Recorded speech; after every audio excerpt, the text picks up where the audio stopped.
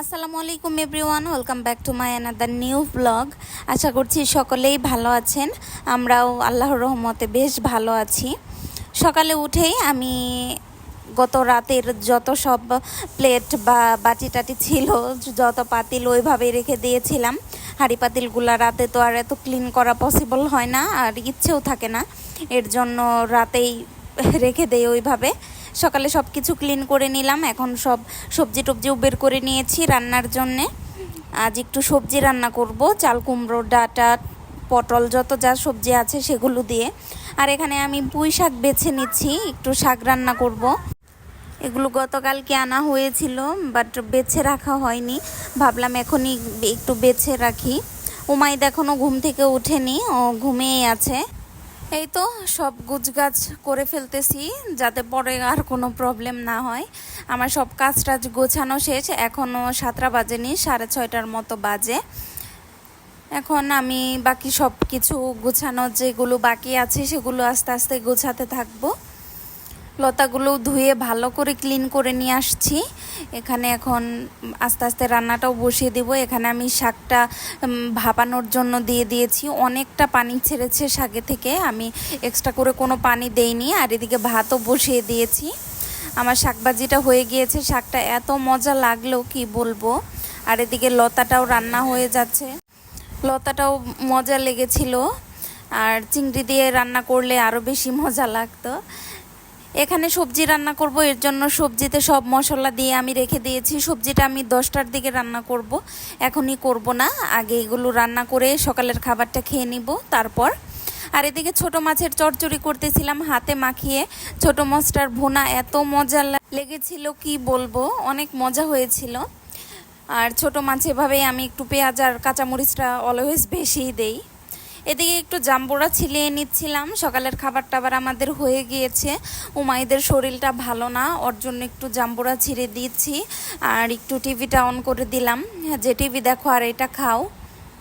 সে তো খেলোই না। তারপর আমি আবার নুডলসও করেছিলাম ওর জন্য, বলছি যে একটু নুডলসটা খেয়ে নাও, কিন্তু তাও সে খাচ্ছে না কোনোভাবেই। ওর একটু জ্বর জ্বর আর অনেক কাশি।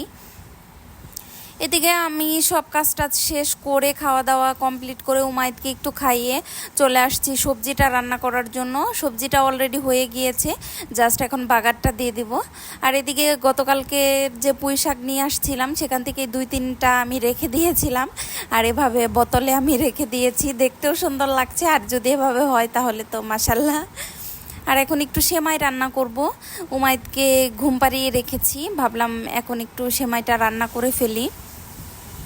অল্পই সেমাই ছিল। এদিকে আমিও গোসল টোসল করে ফেলেছি, আর টাওয়াল ছিল সেগুলো ধুয়ে দিয়েছি, নোংরা হয়েছিল বেশ অনেক দিন যাবতই। আর এদিকে আমি একটু বাহিরে দেখছিলাম, আর মনে হয় না আজকে বৃষ্টি আসবে, অনেক রোদ উঠেছে। কি আর বলবো, রোদে একদম পাগল হয়ে যাচ্ছি। আর এই 2টা 3 পিস থেকে আমি একটা বানাতে দিব, এর জন্য আমি দেখতেছিলাম কোনটা ভালো হয়। একটা আবার আমার বোনকেও দেব। আমি এটাই একটু চুজ করলাম, বাট কাপড়টা অনেক মোটা। এইবার উমাইদের বাবা কলকাতা থেকে নিয়ে আসছে। এমনি সুন্দরই আছে, শীতের মধ্যে হয়তো বা পরতে হবে, গরমে আর এত মোটা কাপড় পরা যায় না। 2টাই অনেক সুন্দর ছিল। আমি সবগুলো খুলে খুলে দেখতেছিলাম, আর একটু ছবি তুলে আমার বোনকেও পাঠিয়ে দিলাম কেমন হলো। 2টাই বেশ সুন্দর, বেশি গর্জিয়াস না, একটা একটু হালকা কাজ বেশি। আমি দেখে একটু ভাজ করে রেখে দিলাম। আর এখন একটু হালকা ক্ষুধা লেগেছে, এর জন্য এই বিস্কিটগুলো খেয়ে নিচ্ছি। এগুলো অনেক মজা লাগে। উমাইদের বাবা নিয়ে আসছিল 2 প্যাকেট। আর হঠাৎ করে এত আকাশটা মেঘলা করেছে, আর প্রচণ্ড পরিমাণ বাতাস হচ্ছে, মনে হয় অনেক বৃষ্টি হবে। এর জন্য সব কাপড় টাপড় আমি নিয়ে আসলাম বারান্দা থেকে জলদি করে। ঠিক তেমনই প্রচণ্ড পরিমাণে বৃষ্টি হয়ে গিয়েছে 2 ঘন্টার মতো। আমি বেশ অনেকক্ষণই বারান্দায় দাঁড়িয়েছিলাম। এখন আমি রুমে এসে সব পর্দা টর্দা লাগিয়ে দিব, যেহেতু পাশের রুমেই উমাইদ ঘুম আসছে, আর ও একটু শব্দ বা আলো কোনো কিছুতেই ঘুম আসতে পারে না, একদম নিরিবিলি থাকতে হয়। আর এটা বিকেল না সরি সন্ধ্যার দিকেই ভাবলাম একটু নুডলস করি সবার জন্য। এর জন্য আমি অ্যাজ ইউজুয়াল যেভাবে রান্না করি সেভাবেই রান্না করতেছি, জাস্ট চিলি সসটা দেইনি। নুডলসটা অনেক মজা হয়েছিল খেতে। সো এই ছিল আজকের মিনি ব্লগ। আশা করছি আপনাদের অনেক ভালো লাগবে। ভালো লাগলে প্লিজ আমাকে এভাবেই সাপোর্ট করে যাবেন, যাতে ইন ফিউচার আরও ভালো ভালো অনেক কিছু আপনাদের সামনে প্রেজেন্ট করতে পারি। ধন্যবাদ সবাইকে।